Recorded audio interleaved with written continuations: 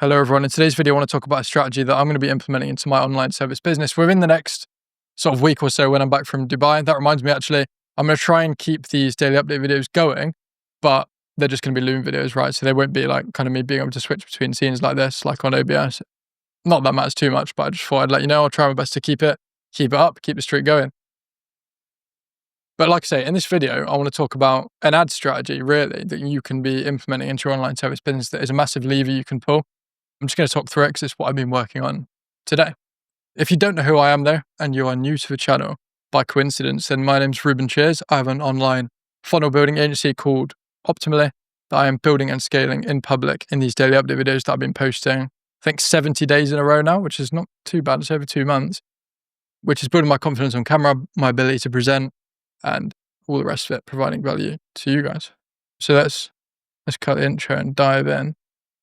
So if you have seen some of my videos before, you'll know that it's all about funnels, right? That's what we talk about, to be honest.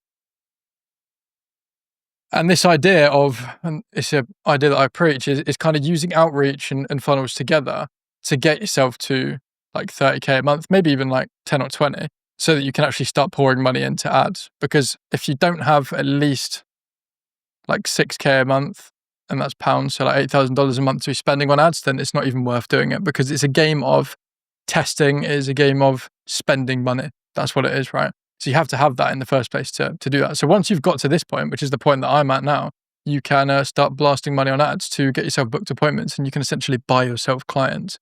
And I just thought I'd preface that before I start talking about my actual ad strategy, which is what I've got on the screen here. So we started with the creative, right? I haven't written those yet. I'm going to write them probably on the plane or whatever tomorrow morning.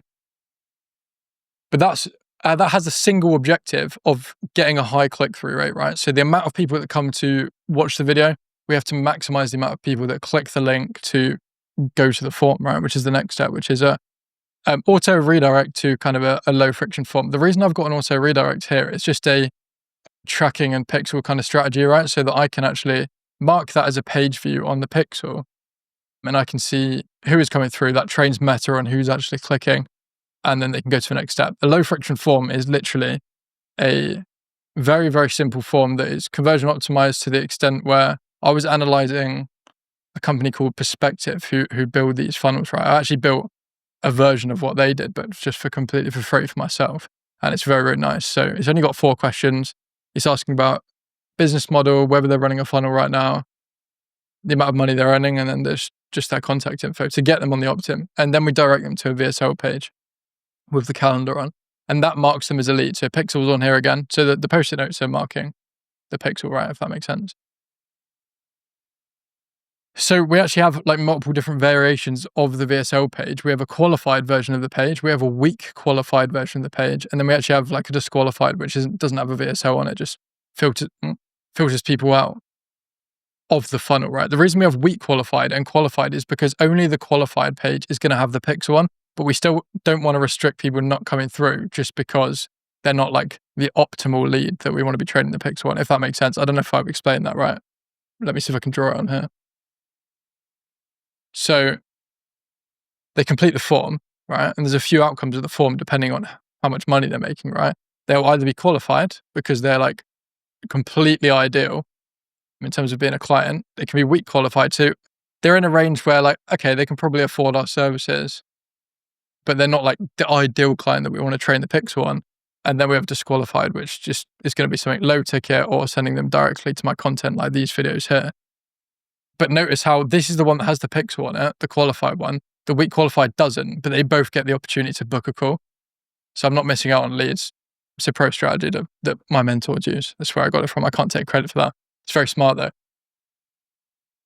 And that's what that is. And then what we do once they've booked from the calendar, which is embedded on the landing page, that increases conversion, they get sent to a thank you page, right? Which has all the steps that I've talked about in previous videos to ensure that they're pre-warmed and pre kind of objection handled before that call actually happens.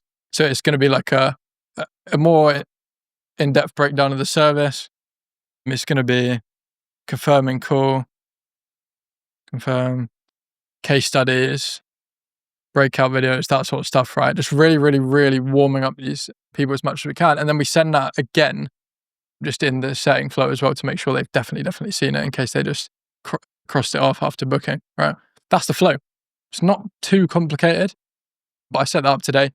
It's really quite nice. I'm quite excited about it. And the main testing is really going to be on the creative. There might be a few A/B tests that go on in the form and maybe the calendar page. But if you can imagine it, right, the funnel, because it's a funnel, is the most amount of people at the top. So the highest impact thing that you can do is actually at the top of the funnel and altering those KPIs there, such as click-through rate, CPMs, that sort of stuff, because it has the highest overall impact. So if you are looking to implement ads, then I would advise you use this kind of strategy. It's going to maximize the amount of leads that you get. Basically, using an opt-in is fine as long as you have a good setting team. This form here, like, there's no point in having a form if you're not actually going to dial your leads. So I hope that makes sense. Cool. That's it for today because I've got to go to bed soon to catch this flight tomorrow. Let's track our progress though on YouTube and LinkedIn as we always do.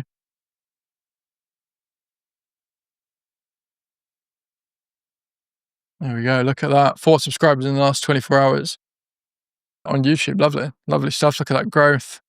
Pretty consistent since August the 3rd when I started. So 70th video, I believe. 9,312 on LinkedIn. So getting closer to 10,000 as well. Lovely.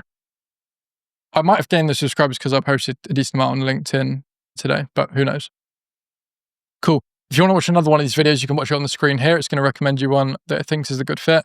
Other than that, I will catch you in the next one.